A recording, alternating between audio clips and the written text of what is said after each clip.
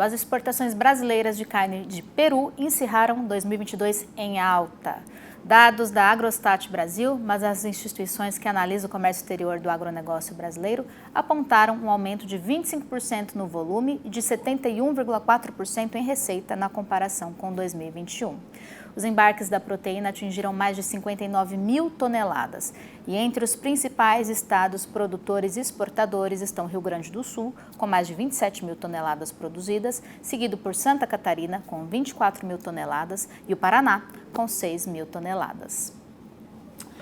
E o Peru, país andino, abriu o mercado para exportação de carne suína brasileira. Ainda em 2021, as autoridades do Peru aprovaram os requisitos sanitários para a importação da proteína do Brasil, mas somente agora, em 2023, o primeiro estabelecimento localizado no Acre foi habilitado. A gente vai saber mais sobre a abertura do mercado peruano para a carne suína brasileira, conversando com Luiz Rua, diretor de mercados da Associação Brasileira de Proteína Animal, a BPA, que já está aqui com a gente. Muito bom dia para você, Luiz. Seja bem-vindo mais uma vez ao Ligados Integrados. Bom dia, Júlia. Sempre um prazer falar contigo e com toda a tua audiência. Prazer te receber aqui mais uma vez. Vamos lá, então, Luiz. A gente já exportava carne de frango para o Peru. Por que só agora a gente começou a exportar carne suína?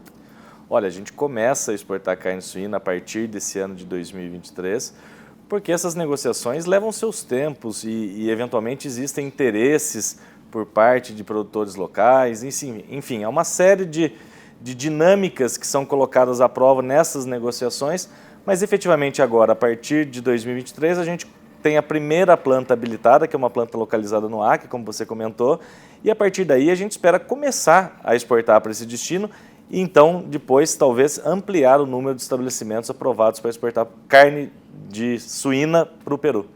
Bom, é claro que o Peru já comprava carne suína de outros países, não sei também se produz carne suína. Por que essa mudança agora? Qual foi a grande mudança? O que é que foi o diferencial para passar então a comprar a nossa carne suína, para a gente passar a ser um fornecedor?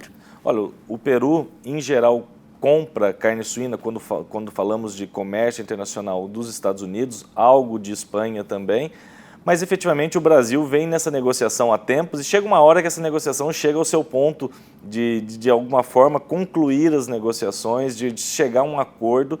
E eu acho que essa primeira abordagem, no qual nós decidimos que apenas uma planta do Brasil estaria sendo habilitada nesse momento para o Peru, eu acho que é uma boa abordagem para que a gente possa mostrar de fato aos peruanos que a carne brasileira é uma carne de excelente qualidade e que não irá de forma alguma competir ou destruir a indústria local. Então isso fez parte também das negociações e a gente espera, como eu comentei, num futuro próximo que a gente possa mostrar de fato para os peruanos que a gente quer atuar em complementariedade a eles e não destruir a indústria local. Bom, eu sei que a Seara, por exemplo, não tem integração no Acre. Que característica é essa? Por que uma produção especificamente no Acre?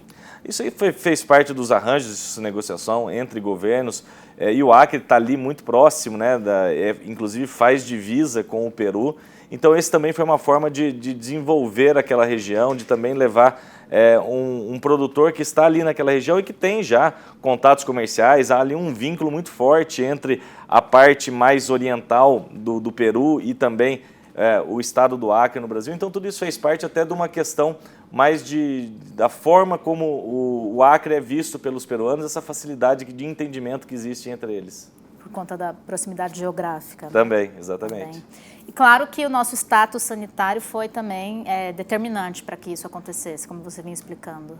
Sem dúvida, e essa é uma primeira abertura que nós fazemos. Isso consolida agora exatamente a aceitação dos requisitos sanitários que o Brasil tinha negociado lá em 2021 e que nos fazia falta, de alguma maneira, essa questão efetivamente de ter uma planta para começar o comércio.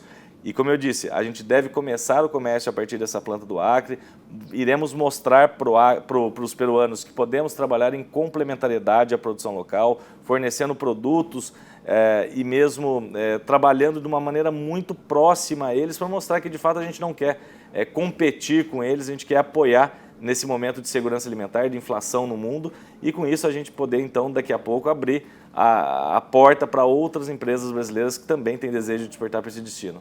Bom, mais uma importante abertura de mercado, então. Ano passado a gente falou da abertura de mercado para carne suína brasileira, se não me engano, México e Canadá. Perfeito, muito bem. Acho que Canadá, mais uma então, para se comemorar. Agora, já que a gente está falando de barreira sanitária, eu vou aproveitar de diferencial sanitário, eu vou aproveitar para te perguntar também uma notícia que é recorrente aí nos últimos dias.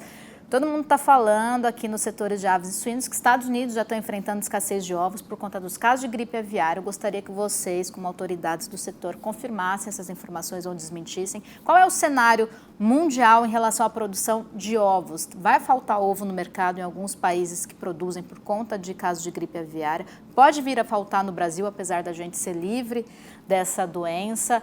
Pode aumentar o preço se a gente passar a exportar mais para esses países que estão deficientes nessa produção? Qual é o cenário que está preocupando todo mundo?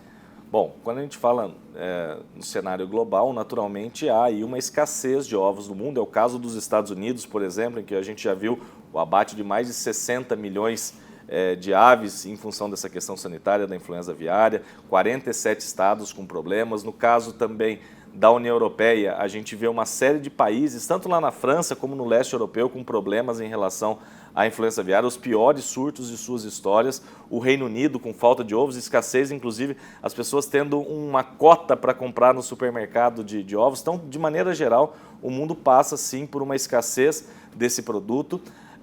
Na própria América Latina, nós tivemos recentemente a introdução da influenza aviária em países como a Colômbia, o Equador, o Peru, o próprio Chile, Argentina, a Venezuela, e tudo isso faz com que a gente tenha, de alguma maneira, essa dificuldade e redobrado, então, os cuidados com biosseguridade para que a gente possa manter esse status livre de influenza aviária de alta patogenicidade e qualquer influenza aviária aqui no nosso país. O fato é que devo dizer que não deverá faltar ovo aqui no Brasil. O Brasil, como eu disse, é um país livre dessa enfermidade, nunca tivemos essa enfermidade aqui no nosso país e a produção brasileira para esse ano de 2023 está estimada na casa de 51 bilhões de unidades. Isso equivale a mais ou menos 1.500 unidades produzidas por segundo.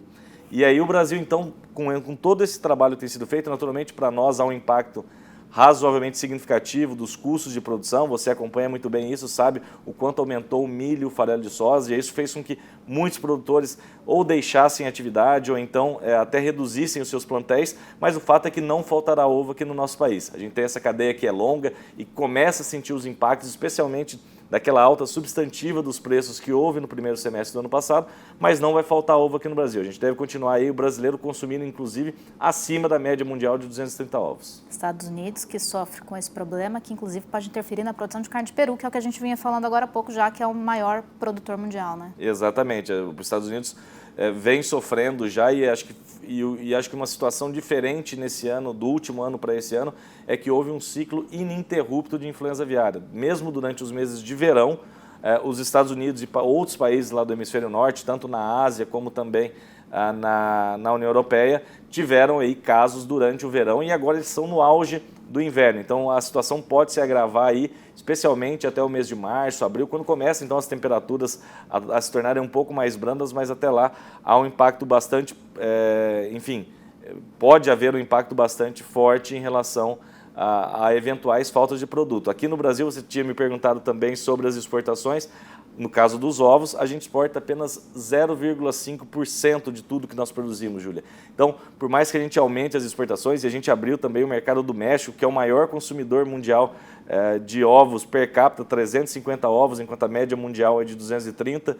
Mesmo com essa abertura, e a gente espera exportar mais para lá, ainda o percentual daquilo que nós exportamos é muito pequeno, então não faltará ovos na mesa do brasileiro. Esclarecidíssimo, então. Perfeito. Luiz, muito obrigada pela sua participação aqui com a gente hoje. Ótimo final de semana para você. Te espero numa próxima. Igualmente. Sempre um prazer falar com vocês. Obrigada. Até.